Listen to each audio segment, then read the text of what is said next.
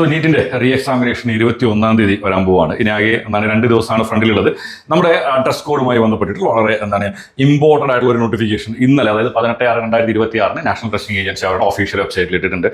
എല്ലാ സ്റ്റുഡൻസും ശ്രദ്ധിക്കേണ്ട ഒരു കാര്യം എന്ന് പറഞ്ഞു കഴിഞ്ഞാൽ ഓൾറെഡി ക്വസ്റ്റ്യൻ പേപ്പർ ചോർന്നത് കാരണം റീ എക്സാമിനേഷൻ നടക്കുകയാണ്. അതുകൊണ്ട് തന്നെ ഡ്രസ് കോഡുമായി ബന്ധപ്പെട്ട കാര്യങ്ങൾ പ്രോപ്പർലി നിങ്ങൾ നോക്കിയതിന് ശേഷം മാത്രം നിങ്ങൾ എക്സാം സെന്ററിൽ പോകും. അവിടെ പോയിട്ട് നിങ്ങൾ പ്രശ്നത്തിലൊന്നും വിട്ടുപോകാണ്ടിരിക്കുക.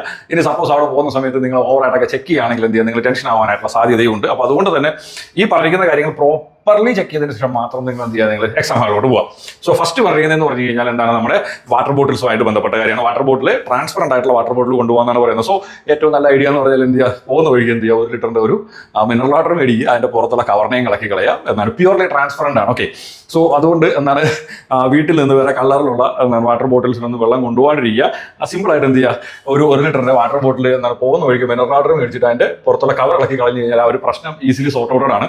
ദെൻ അടുത്ത് പറയുന്ന കാര്യം എന്ന് പറഞ്ഞു കഴിഞ്ഞാൽ നമ്മുടെ അഡ്മിറ്റ് കാർഡ് എന്ത് ചെയ്യാം, നമുക്ക് ട്രാൻസ്പെറന്റ് ആയിട്ടുള്ള പ്ലാസ്റ്റിക് പൗച്ചസ് ഇട്ടിട്ട് കൊണ്ടുപോകാമെന്ന് പറയുന്നുണ്ട്. ഓക്കെ, സോ ട്രാൻസ്പെറന്റ് ആയിട്ടുള്ള എന്തുകൊണ്ടാണ് അങ്ങനെ പറയുന്നത് പറയുന്നത്, സപ്പോസ് എന്തെങ്കിലുമൊക്കെ കാരണം വല്ല മഴയോ അങ്ങനെയൊക്കെയുള്ള കാരണം നമ്മൾ വരുന്ന വഴിക്ക് അഡ്മിറ്റ് കാർഡ് നനഞ്ഞ് കേടാവാനായിട്ട് പാടില്ലല്ലോ. അപ്പോൾ അതുകൊണ്ട് ട്രാൻസ്പെറന്റ് ആയിട്ടുള്ള ഒരു കവറിൽ അത് ഇടാമെന്നുള്ള ഒരു കാര്യം എന്ത് ചെയ്യുന്നുണ്ട്, പറയുന്നുണ്ട്. ഓക്കെ, അഡ്മിറ്റ് കാർഡ് ഇടാനായിട്ടുള്ള കവറൊക്കെ മേടിക്കുന്ന സമയത്ത് എന്ത് ചെയ്യുക, ട്രാൻസ്പെറന്റ് ആയിട്ടുള്ള കവർ തന്നെ മേടിക്കുക. ബെറ്റർ എന്ന് പറഞ്ഞു കഴിഞ്ഞാൽ നമുക്ക് നോർമൽ ആയിട്ടുള്ള ട്രാൻസ്പെറന്റ് ആയിട്ടുള്ള ലീഫ്ലെറ്റ് കിട്ടും, ഒരു 10 രൂപയൊക്കെ ഉള്ളൂ. ഓക്കെ, സോ അങ്ങനെയുള്ള ഒരു ലീഫ്ലെറ്റിനകത്ത് ഒരു സംഭവം ഇട്ടുകൊണ്ട് പോയി കഴിഞ്ഞാൽ യാതൊരു തരത്തിലുള്ള പ്രോബ്ലംസോ കാര്യങ്ങളോ ഒന്നും തന്നെ ഇല്ല. ദെൻ അടുത്ത് പറയുന്ന കാര്യം എന്ന് പറഞ്ഞു കഴിഞ്ഞാൽ കാൻഡിഡേറ്റ്സിനെ അവരുടെ വിശ്വാസപരമായും മതപരമായൊക്കെയുള്ള ഡ്രസ്സസ് ഇടാനായിട്ട് അലോ ചെയ്യും എന്ന് പറഞ്ഞിട്ടുണ്ട്.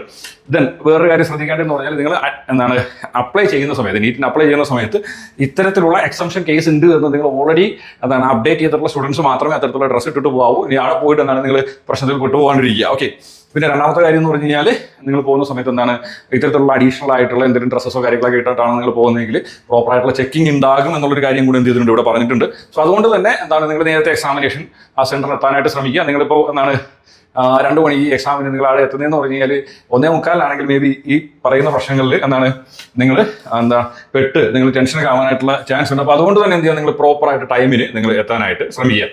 പിന്നെ അടുത്ത് പറയുന്നത് നമ്മുടെ ഡ്രസ്സിങ്ങുമായിട്ട് ബന്ധപ്പെട്ട കാര്യമാണ്. ഡ്രസ്സിങ്ങിനകത്ത് പറഞ്ഞിരിക്കുന്ന കാര്യം എന്ന് പറഞ്ഞു കഴിഞ്ഞാൽ while light clothing is preferred എന്നാണ് പറഞ്ഞിരിക്കുന്നത്. അതായത് ഏറ്റവും ലൈറ്റ് ആയിട്ടുള്ള ഡ്രസ്സിംഗ് ആണ് പ്രിഫർ ചെയ്യുന്നത്.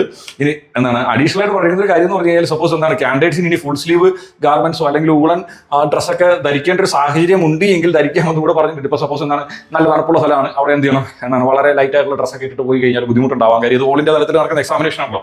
അപ്പോൾ അവിടെയൊക്കെ എന്ത് ചെയ്തു, ഫുൾ സ്ലീവോ അല്ലെങ്കിൽ കുറച്ച് തിക്കായിട്ടുള്ള ഡ്രസ്സൊക്കെ ഇടുന്നതും പ്രശ്നമില്ല എന്നുള്ളൊരു കാര്യം കൂടെ പറഞ്ഞിട്ടുണ്ട്. പക്ഷേ അങ്ങനെ ഇടുന്ന സാഹചര്യങ്ങളിൽ പ്രോപ്പറായിട്ടുള്ള എന്ത് ചെയ്യും, ചെക്കിങ് ഉണ്ടാകും എന്നുള്ളൊരു കാര്യം ക്ലിയർലി തന്നെ പറയുന്നുണ്ട്. ഓക്കെ, സോ ഏറ്റവും ബെറ്റർ ഐഡിയ എന്ന് പറഞ്ഞാൽ എന്ത് ചെയ്യുക, വളരെ ലൈറ്റ് ആയിട്ടുള്ള ഡ്രസ്സസ് യൂസ് ചെയ്യുന്നതായിരിക്കും ഏറ്റവും ബെറ്റർ ആയിട്ടുള്ള കാര്യം. ദെൻ അടുത്ത് പറഞ്ഞിരിക്കുന്ന കാര്യം എന്ന് പറഞ്ഞാൽ നമ്മുടെ ചെരുപ്പ്, ഫുഡ് വെയർസ് ഇങ്ങനെയുള്ള കാര്യമൊക്കെ പറയുന്നുണ്ട്.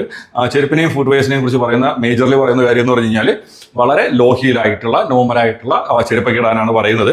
ഇനി നിങ്ങൾക്ക് ആർക്കെങ്കിലും ഹൈ ഹീലായിട്ടുള്ള ചെരുപ്പ് ഇടണമെങ്കിൽ ഇടാമെന്ന് പറയുന്നുണ്ട്. പക്ഷേ അങ്ങനെ ഇട്ടിട്ട് വന്ന് എന്ത് ചെയ്യും, അഡീഷണലായി ചെക്ക് ചെയ്യും എന്നുള്ളൊരു കാര്യം ക്ലിയർലി പറയുന്നുണ്ട്. പിന്നെ മേജർലി പറയുന്ന ഒരു കാര്യം എന്ന് പറഞ്ഞു കഴിഞ്ഞാൽ ഇലക്ട്രോണിക് ഐറ്റംസ്, അത് കൂടാണ്ട് mobile phones, smart watches, Bluetooth accessories, earphones, ഇങ്ങനെയുള്ള ഒരു സംഭവം കൊണ്ട് എന്ത് ചെയ്യാൻ പറ്റും, നമുക്ക് എക്സാമിനേഷൻ ഹാളിലോട്ട് പോകാനായിട്ട് പറ്റില്ല എന്ന് ക്ലിയർലി തന്നെ പറയുന്നുണ്ട്. സോ ഒരു തരത്തിലുള്ള ഇലക്ട്രോണിക് ഐറ്റംസ് എന്ത് ചെയ്യാൻ പാടില്ല, നമ്മുടെ എക്സാമിനേഷൻ ഹാളിലോട്ട് എടുത്തിട്ട് പോകാനായിട്ട് പാടില്ല.